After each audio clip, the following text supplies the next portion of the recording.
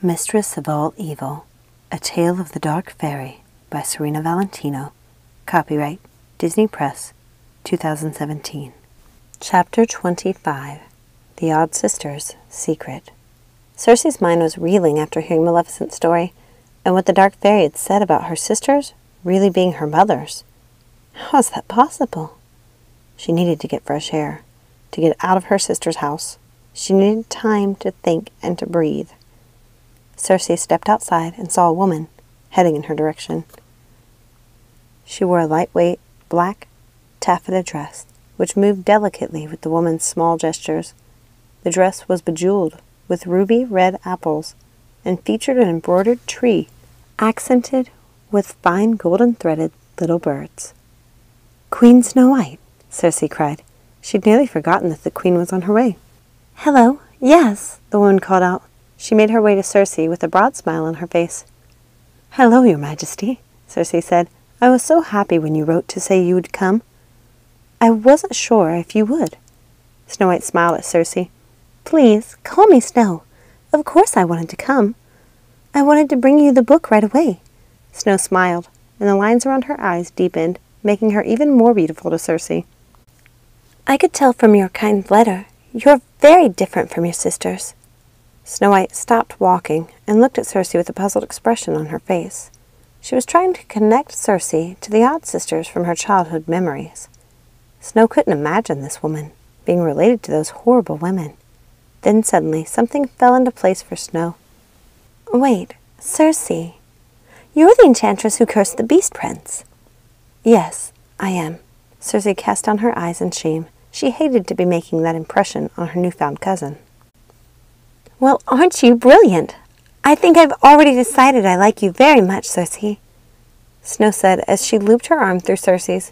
"From what I understand, he was a beastly person and deserved every bit of that curse." The ladies laughed, and Cersei felt more at ease in the company of her cousin. "Please, come inside.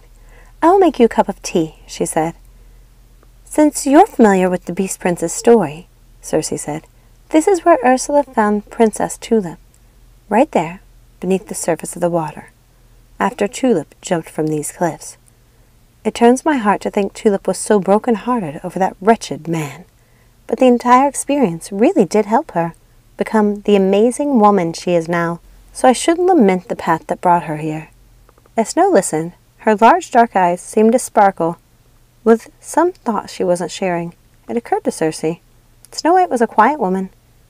She knew she already loved Snow White, even though she had met her only a few moments before. There was an undeniable kindness within her that endeared her to Cersei. "You don't talk very much, do you, Snow?" Snow shook her head. "I suppose not. I talk with my mother, my daughters, and with my husband, the king, of course. They are my best friends." Cersei could hear what Snow White wasn't saying. "My mother is protective. She doesn't like me traveling to other kingdoms. She doesn't like me to keep company with people she doesn't know or trust." "Well, I assure you, Snow, you are safe with me. You can trust me." Snow smiled at Cersei. "I believe I can." The ladies smiled at each other, feeling lucky to be in each other's company, and because she felt comfortable with Snow, Cersei shared Maleficent's news with her. "So," Snow began, giving Cersei a concerned look, "do you think Maleficent was telling the truth about your sisters? You seem unsure." Cersei paused at the foot of a little stairway that led to the front door of the Odd Sisters' home. She thought about the question. "I don't know," she replied finally, taking a small pouch from her pocket. Cersei sprinkled a brilliant sapphire-colored powder out of the pouch into Snow White's hand. It sparkled in the sunlight as though it were made of real sapphires.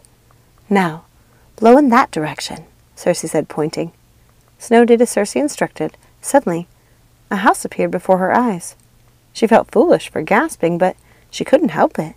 The spell had astonished her. Snow marveled at the Odd Sisters' house. She'd never seen one quite like it before. She'd never thought much about where the Odd Sisters lived. She'd always thought they just popped out of a deep black vortex when they decided it was time to torment their victims, and then disappeared back into the void in a puff of smoke when they were done.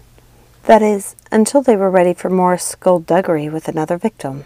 But Their house really was charming. The roof even resembled a witch's cap.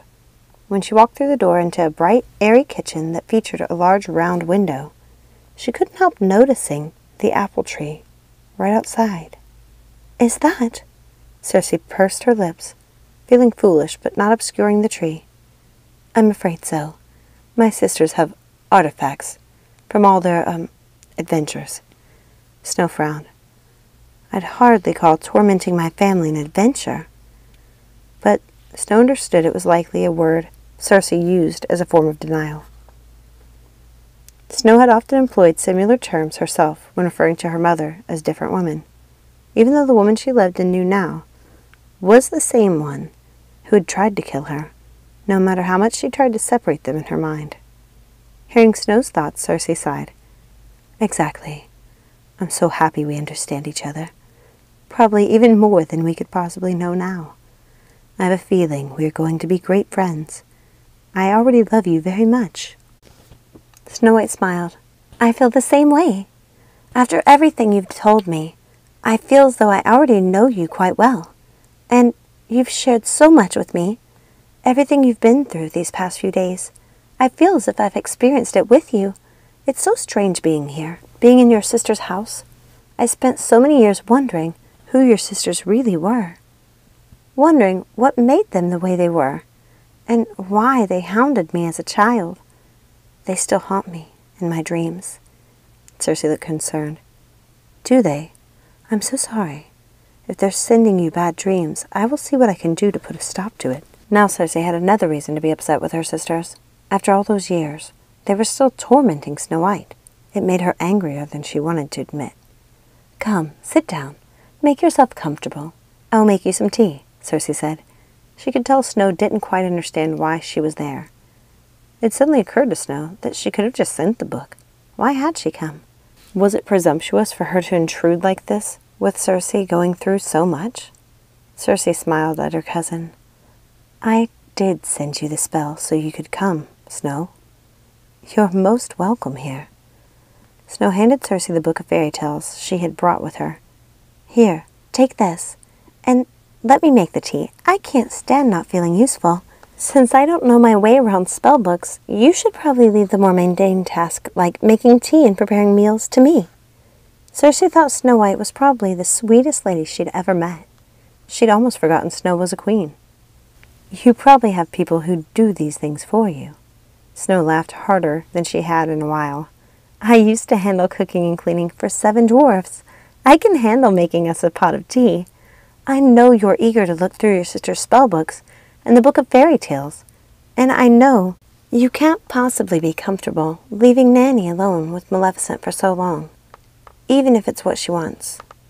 So you'd better get to work." Cersei smiled at Snow's thoughtfulness.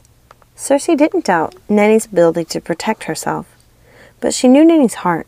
She couldn't imagine Nanny hurting Maleficent, even in self-defense. Thank you so much for listening. Remember, like and subscribe, and don't forget to ring that notification bell to keep up to date on all the new magic. Have a magical day.